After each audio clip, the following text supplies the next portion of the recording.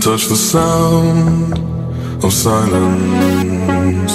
And in the naked light I saw 10,000 people maybe.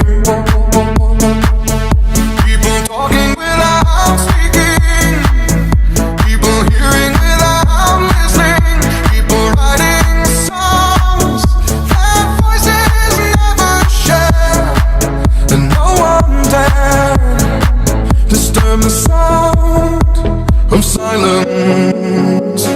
Fool said, you do not know. Silence like a cancer grows. Hear my words and I might teach you.